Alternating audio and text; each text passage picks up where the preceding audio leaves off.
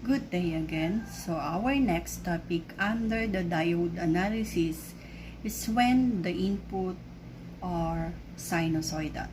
Okay, so at this point, we will consider our diode here as an ideal diode, unless it is specified whether it is simplified or piecewise linear model. So for this given example, we will consider that our diode here is ideal. So take note, our input here is already a sinusoidal input. Okay, so that means there would be a positive cycle and a negative cycle for the input consideration.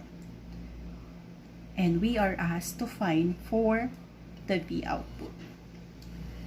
So, considering half-wave rectification, so at this point, if we are going to analyze it, we will consider first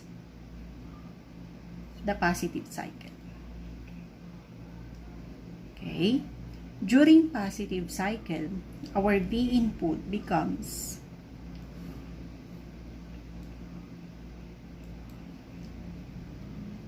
so, ang consideration natin dyan is the positive cycle. Itong point na to. So, we will have a peak value equivalent to Vn. So, ang ating input dito is Vn. So, positive dito, negative dito. So, this is the positive cycle. Okay? During the negative cycle, ang consideration natin dyan, our diode, resistor. So, this is our Vm, which is ito yung negative cycle natin, having a peak value equal to negative Vm. So, anong ibig sabihin yan? Negative ang nasa taas, positive ang with respect sa ground. Okay? Ano ang effect nitong positive cycle and negative cycle sa ating diode? Okay? So that we can determine what would be the output waveform. So, ano ang ating Vout respectively for both the positive cycle and negative cycle. So, pag i-consider natin to, anode terminal here is connected to the positive of the input supply. Okay? So, that means, ang diode natin ideally is in the forward bias condition. So, ibig sabihin, ang equivalent ng ating diode, close switch. Samantalang during negative, anode terminal is connected sa negative terminal of the input supply. Ibig sabihin, ang diode natin is in the reverse bias condition. That means, naka-open switch. So, therefore, close switch ito, open switch. Dito, magkakaroon tayo ng complete loop of current. Dito, ang I natin, ID, is equivalent to 0 dahil naka-open ang diode natin. So, if ID is equal to 0, correspondingly, your IR here is equivalent to 0.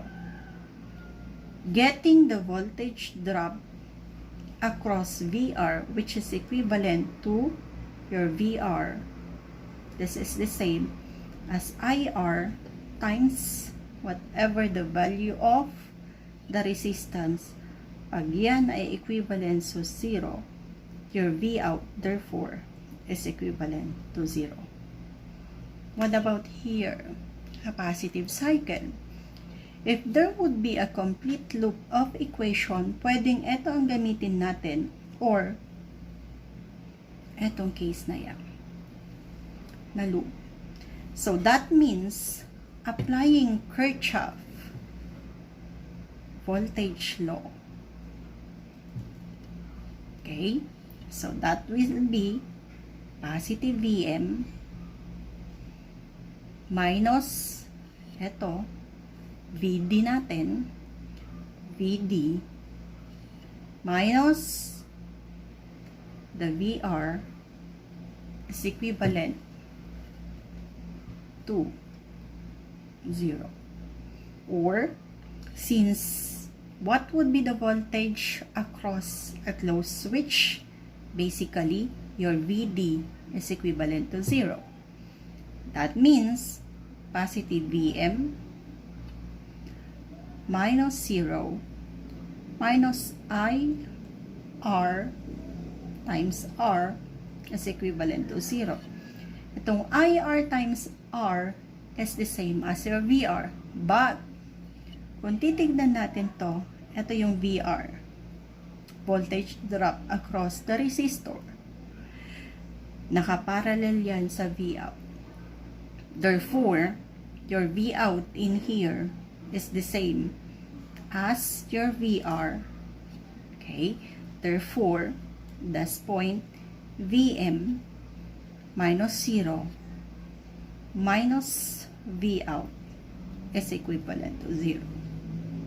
Okay? Solving now for Vout. Vout is equivalent to the peak value Vm. So, anong ibig sabihin niya? During the positive cycle of the input. So, kunwari, ito yung positive Vm natin. Ito yung V input natin. So, ito yung positive cycle. If we are going to draw the output waveform, okay, representing the Vout. So, meron tayo during positive cycle, which is ito. Your Vout is equivalent to Vm. So, kung ito yung peak value natin, this is the same as dito. Positive cycle. Equivalent to Vm. So, yan yung positive cycle output. But, the Vout during the negative cycle, ito. Negative cycle, ang Vout natin is 0. Where would be 0? So, this is the negative cycle. Negative cycle. So, that is negative Vm. Ano ang Vout natin? So, andito yung 0, andito yung negative Vm. What would be the corresponding output voltage? It is equivalent to 0. Andito po yung 0 natin. So, using this negative cycle, ang output voltage natin is 0. Okay, tuloy natin another positive cycle. Project natin.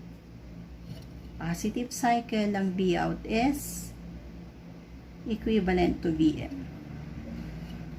Another negative cycle.